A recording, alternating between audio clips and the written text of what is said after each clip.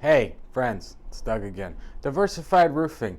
I thought it would be good to answer some FAQs for you older people out there. That's frequently asked questions. That's a great question. We get that question every day. The answer is it can and it can't. Kind of all depends on your situation. If your roof's 25 years old, the shingles are looking pretty rough, brittle, you might not want to dig into those to tear it up and maybe cause more problems. So you can, under the right condition. We do repairs all the time. We have a couple full-time guys who just do that all day long. So yes and no. This is a popular question. Typically, I'll start off. I'll say typically we like to work through the winter. If it's not too cold, not too windy, not too snowy, we can pretty much do a roof whenever, as long as it's bearable for the guys to work in and the materials. Now there's certain times of the year when it is super windy, super cold, super snowy. So we're not gonna do it at that point. Winter comes around every year. We get these questions from homeowners. Hey, is it too cold to put my roof on? Typically the answer is no. All we really need is a little bit of sun. It doesn't really need to be hot. A couple days of sun, shingles seal down, good to go. We've been doing this 49 years and haven't had a roof blow off when we put it on in the winter. So you need to watch what you're doing. You need to have proper nailing, proper sealing, and you got a roof. How long it takes all depends on a few things. How big your house is, what kind of material we're doing. That's pretty much it. Two things. So a typical shingle roof on a typical house, nothing crazy, none of these mansions.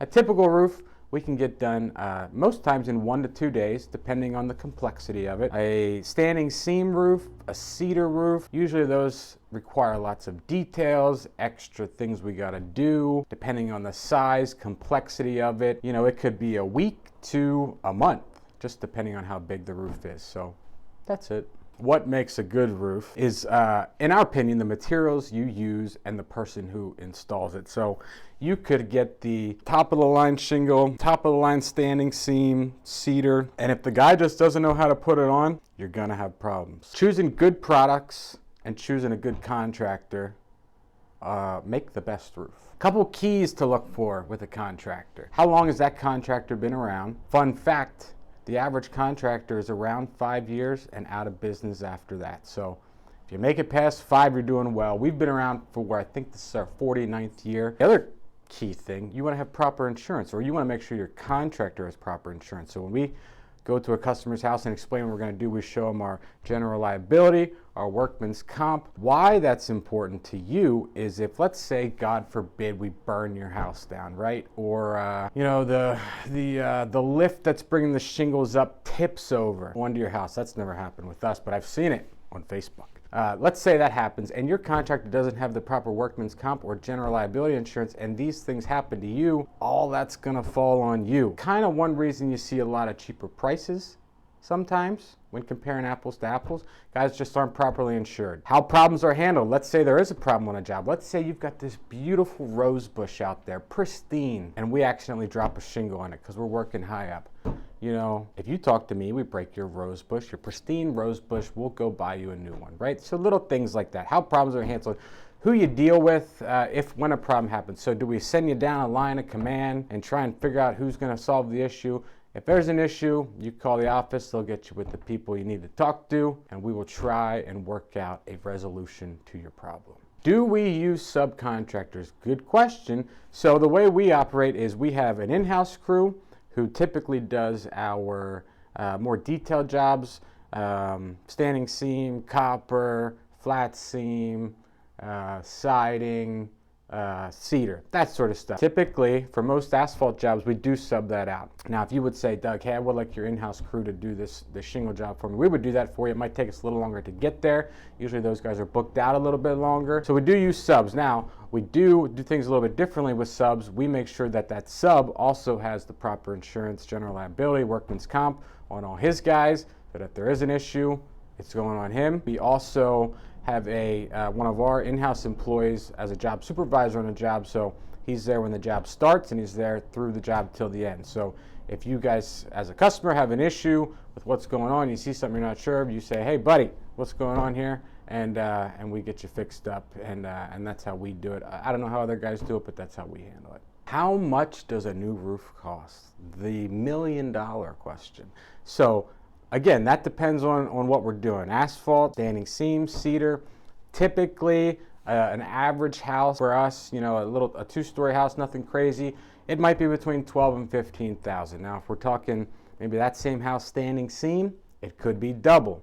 Cedar is going to be around the same price as metal usually. Now, in today's times, prices go up, prices go down. I think it's called inflation, right? So, you know, cedar and copper are commodities. So that price is going up and down, up and down. So if we're quoting a job for that sort of stuff, we want to get that price and lock it in when we can. So we can keep it there, but that's kind of roller coaster.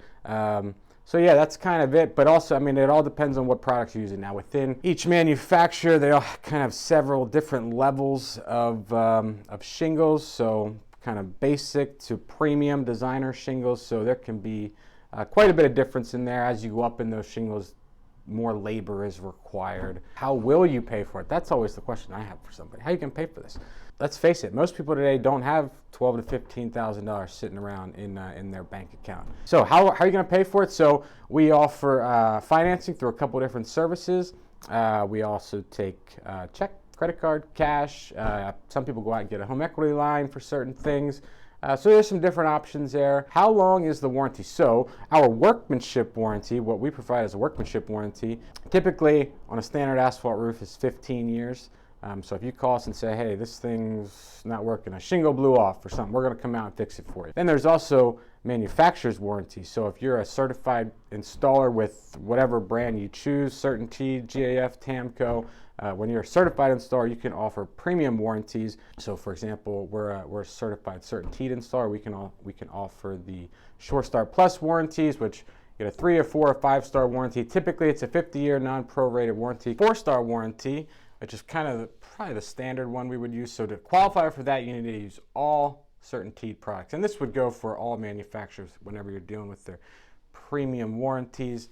So we need to use CertainTeed Ice and Water, CertainTeed Underlayment, CertainTeed Ridge Vent, CertainTeed Shingles, Starter Shingles. Then we have to follow some different procedures there. Typically a 4-star warranty. You're getting a 50-year non-prorated guarantee. That covers materials and labor, disposal, and trash. A 5-star covers all that, plus you get a workmanship warranty on that. In order to qualify for a 5-star, you kind of have to change out all the flashing. So some jobs it can apply, some jobs just based on the house it can't.